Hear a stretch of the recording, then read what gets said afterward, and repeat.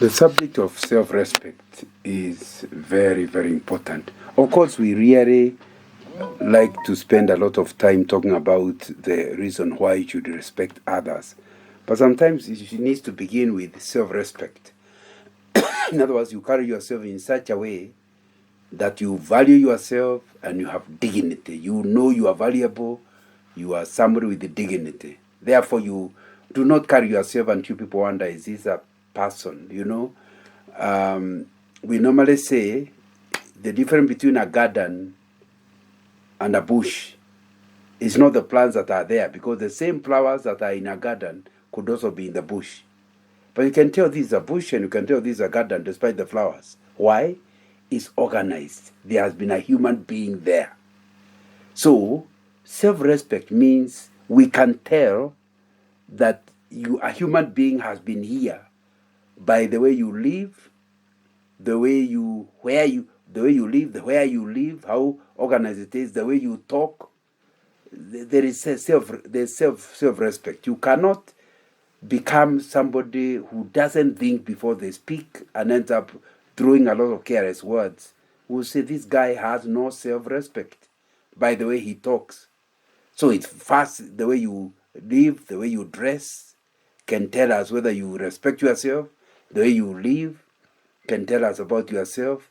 And the way you are treated by others. There are people who have no self-respect, so they allow themselves to be overrun by others because they don't create boundaries.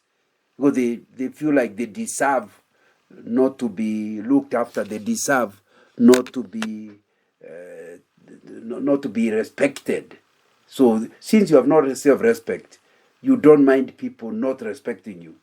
So somebody does something and you can't even complain. Sometimes they are doing it without realizing they are doing wrong, and you don't feel like you should ever tell them what they have done to you is wrong, has hurt you. That's lack of self-respect. If you have respect, you will not quarrel people, but you tell them, hey, by the way, I didn't like that one. And don't begin a quarrel, but you are stating your ground. That's called creating boundaries. People with self-respect create boundaries. They don't feel desperate to feel like they must. Even people who end up bribing, it's lack of self-respect. Because they feel like this guy demands that the only way I can get my way through here is if I bribe him. If you have self-respect, you say no. That means, of course, you may not pass through there. But your self-respect is such that you cannot just do anything. You cannot change your values because of something you are getting. And somebody is using it to kind of devalue you. So self-respect is something that you have to think very, very clearly as you are talking about. And normally, people who have self-respect easily get respect from others. Because hey, so and so, you can't play around with him. Can't you see the way he dresses? No, he may not rich, but his clothes are always clean. He's not rich, but she has only two dresses. But look at the way they are looked after. Look at the way they fit her. Look at the way. Now, such a person, people are very careful. Now, if you're the type of a person who is loose, and a girl who is loose, people will not respect you. Everybody want to sleep with you, and you wonder why. Obviously, because you have not self-respect, they don't respect you. They'll use and dump you. These are people who want to sleep with you, but have no intention of marrying you. Because nobody want to have a wife who has not self-respect. And nobody want to have a husband who have not self-respect. And all that is coming because if you self-respect, people will also respect you. And in the process, you end up seeing that your life is different. And self-respect, let me be clear, does not mean being proud. Pride is different. Pride is you are comparing yourself with others and saying you are better than them. So self-respect does not mean you are proud. It just means this is me. I may not be rich. I may not be beautiful according to you, but I like myself the way I am. I've accepted myself and I'm happy with myself. These are my boundaries. So pride is not a sign of self-respect. The same way with the jealousy. It's not a sign of self-respect. Because jealousy is wanting what you don't have and another person has. That's jealousy. If you have accepted yourself, you have self-respect. It will not bother you that others have. You will be happy to have what you have, and you'll be working hard to get more. But as for what you have just now, you are happy to have it. So you will not spend a lot of your time trying to look to be jealous about others. In Deuteronomy chapter 22, we read on the various subjects that may touch on the issue of self-respect. Deuteronomy 22 verse 1 says, if you see your fellow Israelite ox or sheep straying, do not ignore it, but be sure to take it back to its owner. If they do not live near you, or if you do not know who owns it, take it home with you and keep it until they come looking for it. Then give it back. Do the same if you find their donkey or cloak or anything else they have lost. Do not ignore it. If you really have self-respect, you hate having other people's property. And because you have self-respect, what you'd want others to do to you is what you do to them. For example, if you lost your oxen and they are strayed away from where you don't know, you'd want somebody to protect it and stop it from running away and then give it back to you. That's exactly what you should be doing for others. In other words, you should not exploit people and say, hey, these ones, I did not even look for it. They came to me. No. The fact that they has come to you does not make you want to have it. People with self-respect do not like free things. They want to work with their own hands. And they have asked God bless the work of my hands, so that anything in their ownership, anything in their possession, they can give you a story behind how God helped them to get. But people without respect will find you have misplaced your pen. They will pick it. Because they don't mind. They don't feel embarrassed about using other people's property as their own. So self-respect means you do not want to be relying on others. So you help them to get back their property.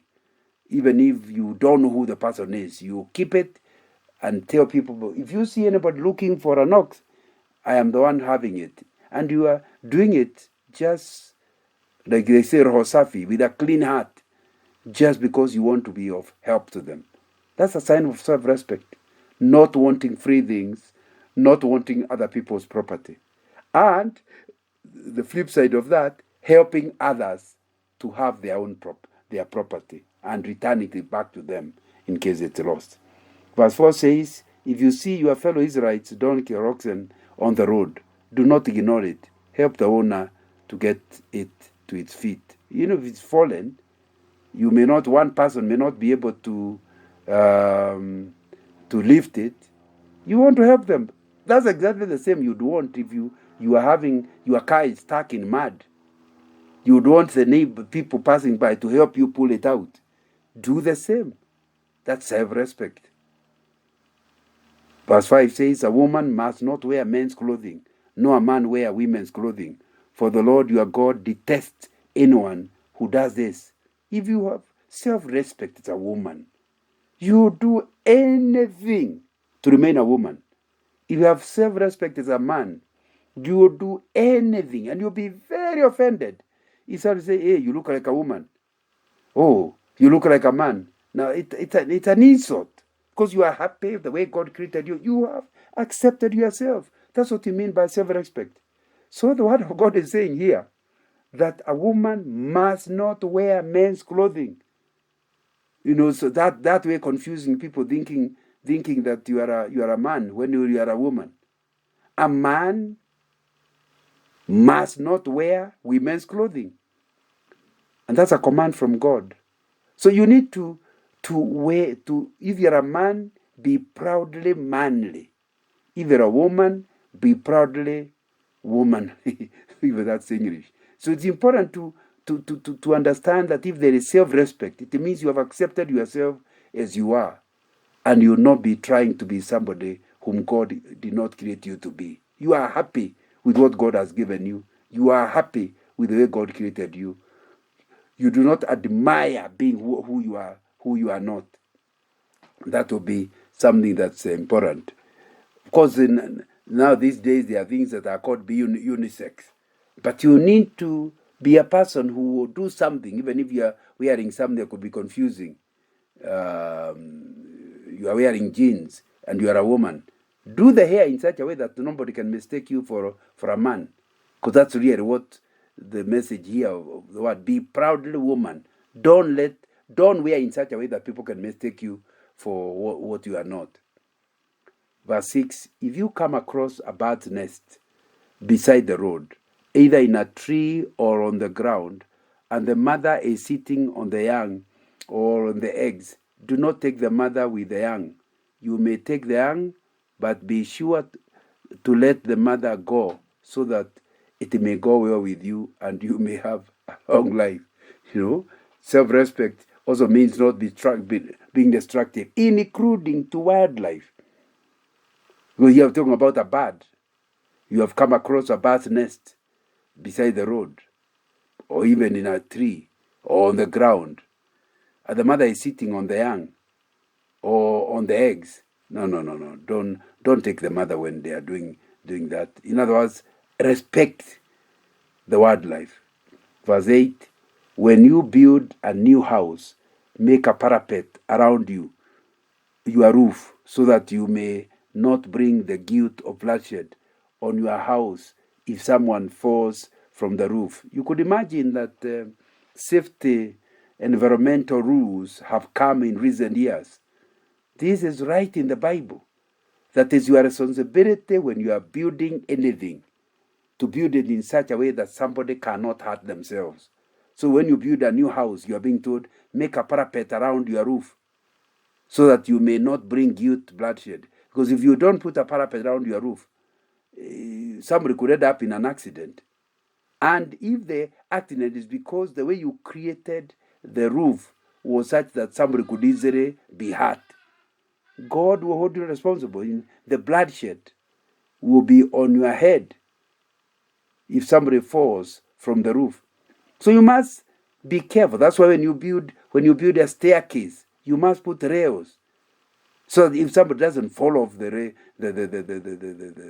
staircase, it will be important. So when you make your floor, it must not be slippery. Because if somebody falls on it and it's because it was slippery, you will be guilty of the bloodshed of the person. What has this got to do with self-respect? If you respect yourself, you do not want to be the source of trouble for others. Remember, we say people respect themselves, follow the golden rule. Whatever you like to do, other people to do for you, is what you do for them. That's a golden rule. So we are here learning that a person who has self-respect is not careless and carefree. He is careful not to hurt others. Here it is in construction that you must. So people who are building houses, build up a 5-story building without proper foundation, then it collapses and kills many people. Do you think anybody would think you have self-respect? You people keep off you.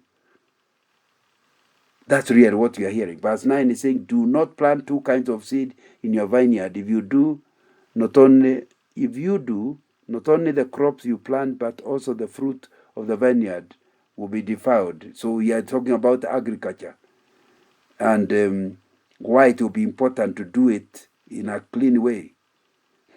Do not plow with an ox and a donkey yoked together. Again, you will be hurting, since they are not similar. You end up hurting one of the animals. And we have said people with self-respect do not hurt people or animals.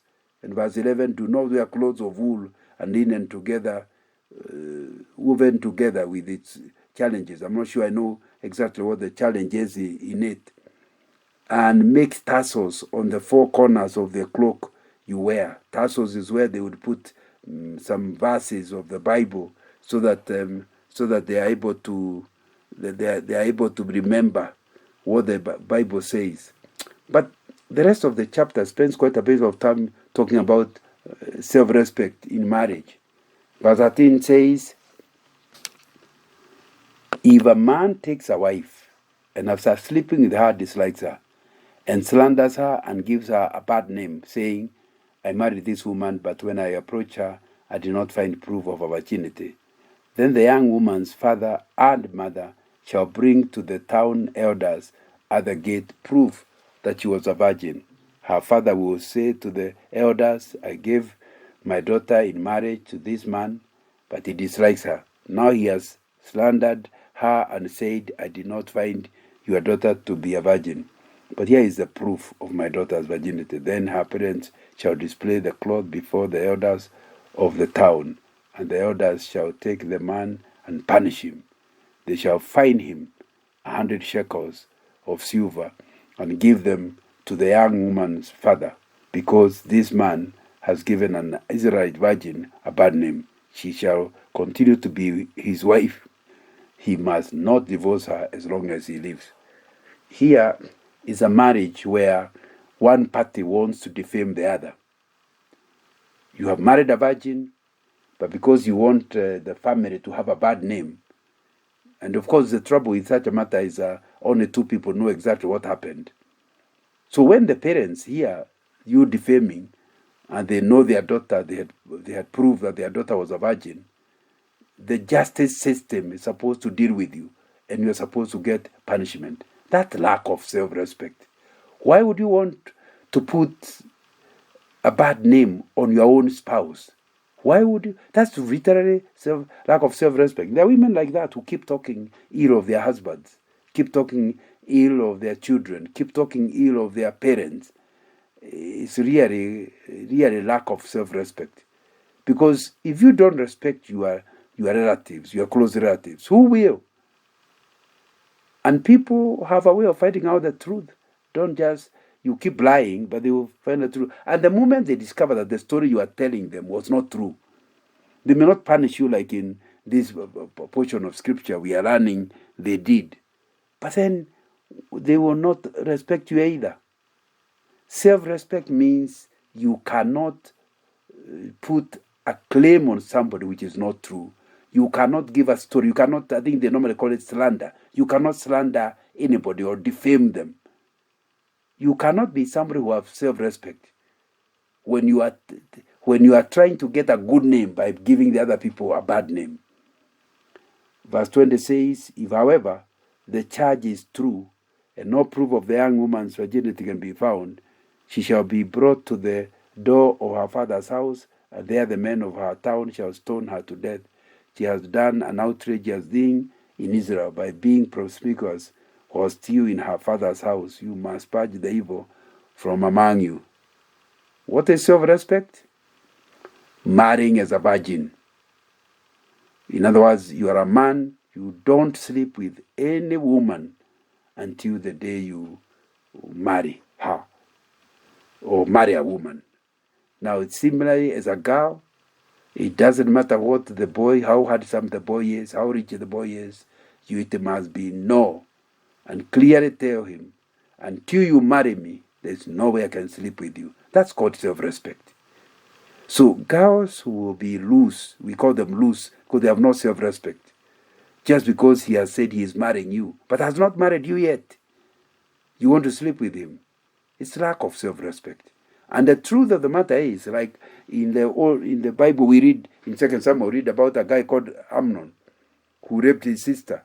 And we are told that he hated his sister more than he had loved her after sleeping with her. And you need to understand, people have no respect for you if you have no self-respect.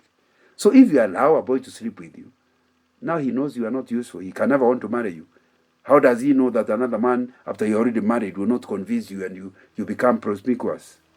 So it's important to understand, that self-respect means you are ready to remain a single girl rather than agree to sleep with somebody who has not yet married you.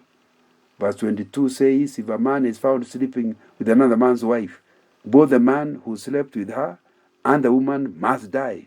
They must search evil from Israel. What is self-respect? Zero grazing. You are not allowed after marrying to go sleeping with people who are not yet married to you, whether you're a woman or a man.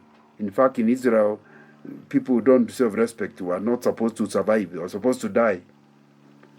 So, when people discover you are a loose guy, you have a wife, but you go outside your marital bed, they have no respect for you either, because they can see clearly you have no self-respect.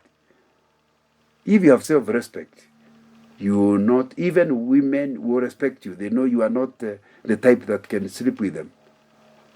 Verse 23 says, if a man happens to meet in a town a virgin, pledged to be married, and he sleeps with her, we shall take both of them to the gate of the town and stone them to death. The young woman, because she was in town and did not scream for help, and the man, because he violated another man's wife. You must purge the evil from among you. I see two things here. Self-respect means that if you make a promise to somebody, it's as good as real. Here is a girl who has promised to marry a man, then she goes sleeping with a different man. That is lack of self-respect. Your word must be honored. In other words, you don't wait until the wedding day in order to be trustworthy. The moment you engage a girl, you must not be proposing to another one at the same time. You must strictly stick. Self-respect means your yes is yes, and your no is no.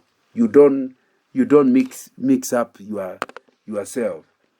And learning, the other thing is, if someone wants to sleep with you, and they are forcing themselves on you, here the Bible expects you to shout. So there'll be a witness that there was a commotion. If you actually do not shout, and you are where people are, human beings are, and there's nobody who heard you, then you actually are a culprit. We no longer now want to accept this as rape. Because according to this verse, it's not rape if you are in a town. Of course, it could be rape if you are in the wilderness. But if you are in town, you are guilty. Verse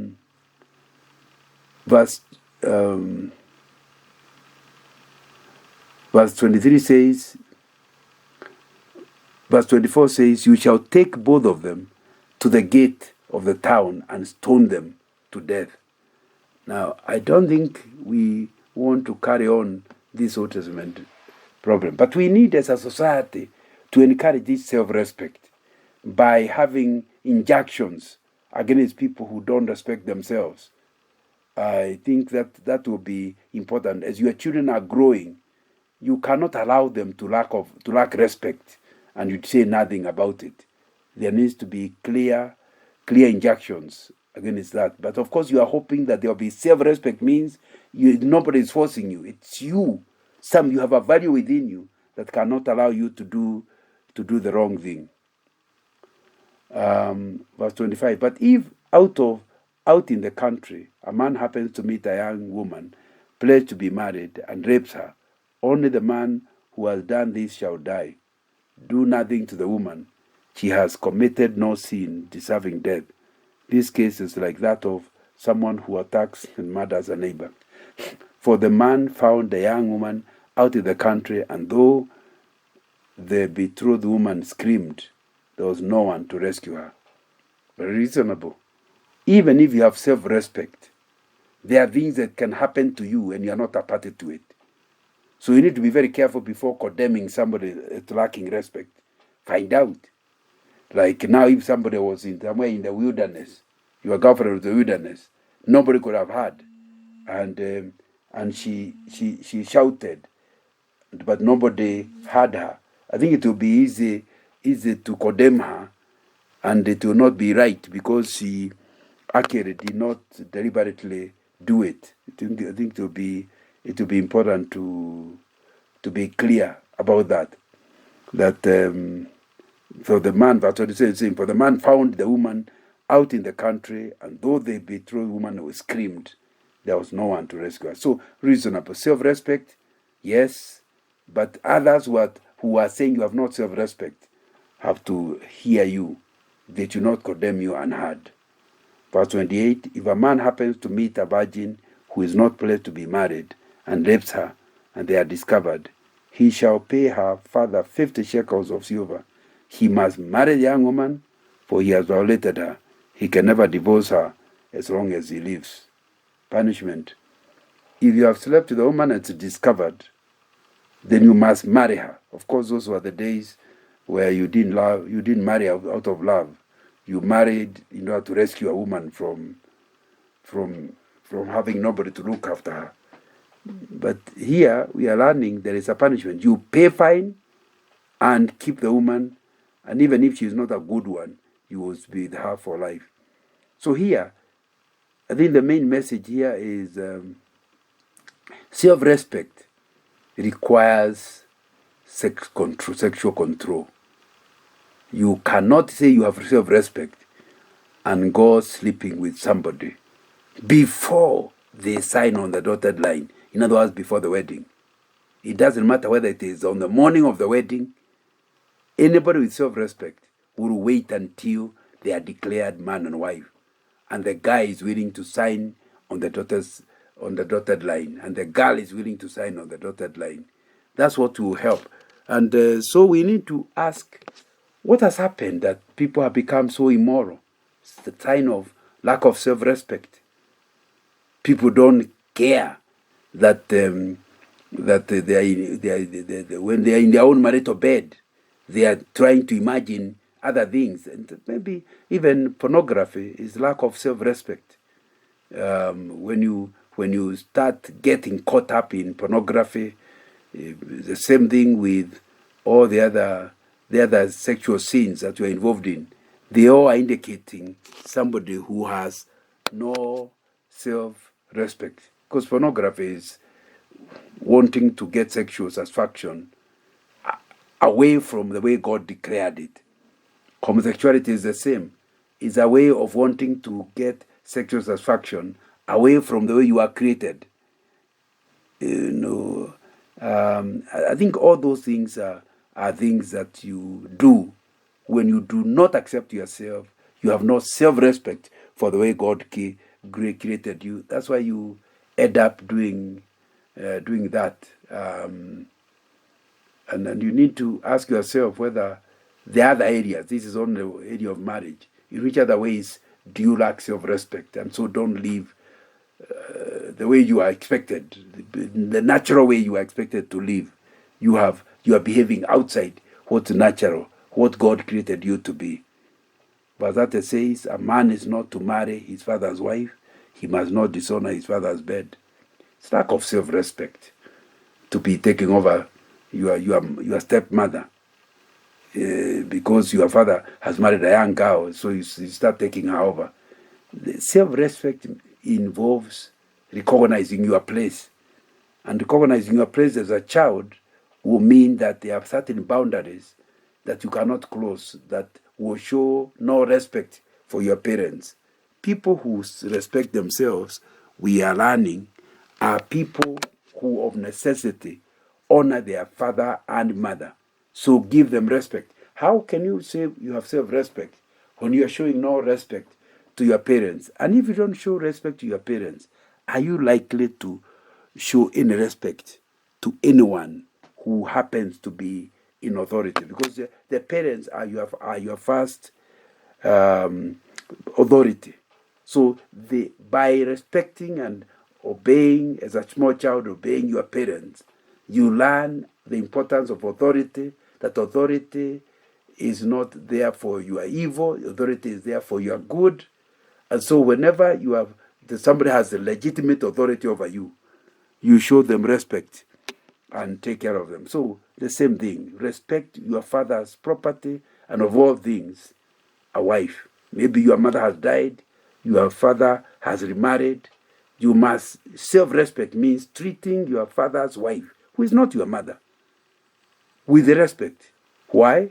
Because she is your father's wife and you want to show respect to your father. She herself may not be respectable, but because she is the wife of your father, you show respect for her. So what are we saying? Self-respect begins by you accepting yourself so well that you are not trying to be somebody else. And because you respect yourself, you have no jealousy for who people are. If you're a woman, you're happy to be a woman, you're not trying to be a man. If you're a man, you're happy to be a man, you're not trying to be a woman. And it also means that you have no pride. Because self-respect means that's I like myself, the way God created me. God created the other one like that. It's okay. I'm not jealous. God has given me this small car. He has given the other guy a big car. I have no quarrel. I'm willing to accept what God has given me this far. That doesn't mean that next time God might not give me more. But for now, I'm happy with what I have. So I don't suffer from jealousy. God has given me this wife. I'm happy with her. It doesn't matter that the other wife looks like she talks better or looks better. No, no, no. That's not my wife. I accept what I have, and that's what I would stay with. That is self respect, self acceptance.